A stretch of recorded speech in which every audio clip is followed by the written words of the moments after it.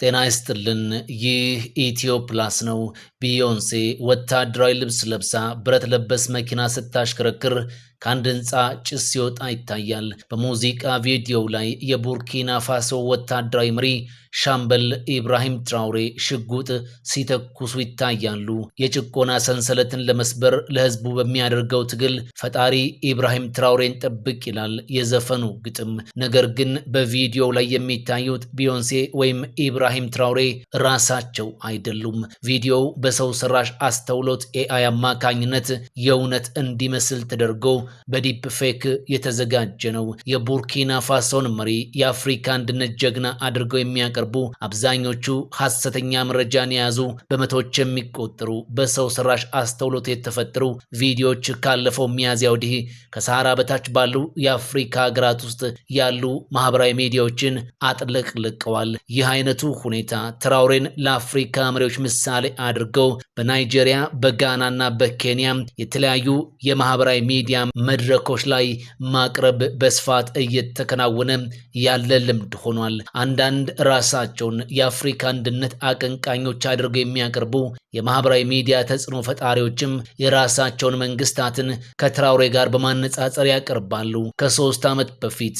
በመፈንቅለ መንግስት ወደ ስልጣን የመጡት የ37 ዓመቱ ወታደራዊ መሪ ሻምበል ኢብራሂም ትራውሬ ራሳቸውን የጸረ ኢምፔሪያሊዝም እንቅስቃሴ መሪ በማድረግ የምዕራባውያንን በተለይ ደግሞ የፈረንሳይን ጣልቃ ገብነት በመተቸት ከሩሲያ ጋር ወዳጅነትን ፈጥሯል። ሂውማን ራይትስ ዎች በቅርቡ ያወጣው ሪፖርት ደግሞ ባለፈው መጋቢት ወር ላይ የመንግስት ኃይሎች ቢያንስ 100 ሰላማዊ ሰዎችን መግደላቸውን አመልክቷል። ትራውሬ ህዝብ በተሰበሰበበት ቦታ ላይ በብዛት መታየታቸውና በማህበራዊ ሚዲያዎች ላይ ቀለል ያለ መሪ ተደርገው የሚቀርቡበት መንገድ ጠንካራ አወንታዊ ገጽታን በዓለም አቀፍ ደረጃ ብቻ ሳይሆን በሀገር ውስጥ ጭምር በመፍጠር በርካታ ደጋፊዎችን በዋና ከተማ ጎዳናዎች ላይ ለመሳብ ችሏል። በዚህም የተነሳ አንዳንዶች በአውሮፓውያኑ 1987 የተካሄደውን መፈንቅለ መንግስት ተከትሎ የተገደሉትን የቀድሞውን የሀገሪቱ ወታደራዊ መሪ ቶማስ ሳንካራ በኢብራሂም ትራውሬ በኩል ድጋሜ የተወለዱ አድርገው እስከ መመልከት ደርሰዋል። ታዛቢዎች በርካታ አፍሪካውያን ወጣቶች በመንግስታቶቻቸው ነባር የፖለቲካ አካሄድ በመሰላቸታቸውና የአፍሪካ ሀገራት ከምዕራባውያን ጋር ባላቸው ትስስር ላይ ጥያቄ ማንሳትን ጨምሮ የኢብራሂም ትራውሬን አንዳንድ አቋሞችን ይደግፋሉ። ትራውሬ አንደበተ ርቱዕነታቸውና መገናኛ ብዙሃንን በብልሃት መጠቀማቸው ሌሎች መሪዎችም እንደሳቸው እንዲሆኑ የመፈለግ ነገርን ፈጥሯል። ትራውሬ በአፍሪካ ውስጥ ጠንካራ ድጋፍ ያላቸው ቢሆንም በሰው ሰራሽ አስተውሎት አማካኝነት የሚፈጠሩት ይዘቶች ግን ይህ ድጋፍ ተፈጥሯዊ አለመሆኑን ያመላክታል የሚሉት በአህጉሪቱ ውስጥ የመረጃ መዛባትን የሚመረምረው ኮድ ፎር አፍሪካ የተባለው ለትርፍ ያልተቋቋመ ድርጅት ነው። አንዳንዶቹ በሰው ሰራሽ አስተውሎት የተተረኩ ቪዲዮዎችን ሙያዊ የዜና ዘገባ መስለው ለመቅረብ ይሞክራሉ።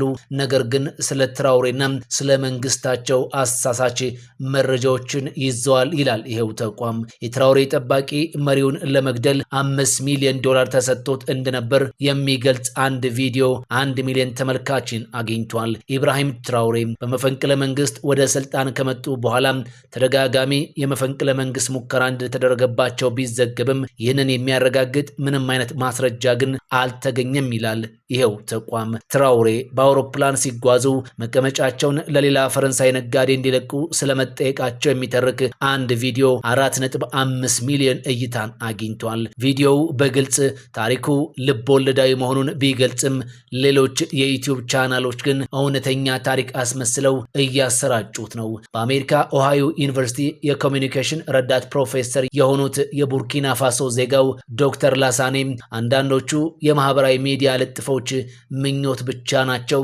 አንዳንዶቹ እውነትም ቢሆኑ በግነት የተሸፈኑ ናቸው ይላሉ። ይህ በእንዲህ እንዳለም ሴሌና ጎሜዝንና ሪሃናን የመሳሰሉ ታዋቂ ዘፋኞችን ከትራውሬ ጋር በማቅረብ በዲፕ ፌክ የተዘጋጁ የሙዚቃ ቪዲዮዎችን መጠቀም አዲስ ዘዴ ሆኖ ብቅ ብሏል። በአንድ ሳምንት ውስጥም እንዲህ አይነት ከ40 የሚበልጡ ቪዲዮዎች በዩቲዩብ ላይ ተጭኗል። ቢቢሲ 1.8 ሚሊዮን እይታን ያገኘውን ትራውሬን ከታዋቂው ዘፋኝ አርኬሊ ጋር አድርጎ የሚያሳይ ቪዲዮን የሰራውን ናይጄሪያዊ የዲፕ ፌክ ቪዲዮ አዘጋጅን አነጋግሯል። ይህንን እንድሰራ ያደረገኝ ብቸኛው ምክንያት ኢብራሂም ትራውሬም ያላቸው ተፈላጊነት ነው ሲል ራሱን የቡርኪና ፋሶ መሪ አድናቂ የሚለውን የ33 ዓመቱ ናይጄሪያዊ ተናግሯል። ጨምሮም ቪዲዮው ከዩቲዩብ $2000 እንዳስገኘለትና ሙሉ ለሙሉ በሰው ሰራሽ አስተውሎት የተዘጋጀ እንደሆነም ገልጿል። ሰዎችም ይህንን ማወቅ አለባቸው፣ ማንንም ማታለል አንፈልግም ብሏል። የአፍሪካ ማህበራዊ ሚዲያዎች ስለ ትራውሬ ታሪክ መናገር የጀመሩት ከ2 ዓመት በፊት ለአፍሪካ ሩሲያ ስብሰባ ወደ ሩሲያዋ ሴንት ፒተርስበርግ በሄዱበት ጊዜ ነው። በወቅቱ ከፕሬዝዳንት ፑቲን ጋር የተነሷቸው ፎቶዎች እንዲሁም ያደረጉት ንግግር የሩሲያ መንግስት መገናኛ ብዙሃንን ጨምሮ በበይነ መረብ ላይ በስፋት በመሰራጨታቸው የመሪው ዝና በሀገሪቱ ውስጥ እንዲናኝ አድርጓል።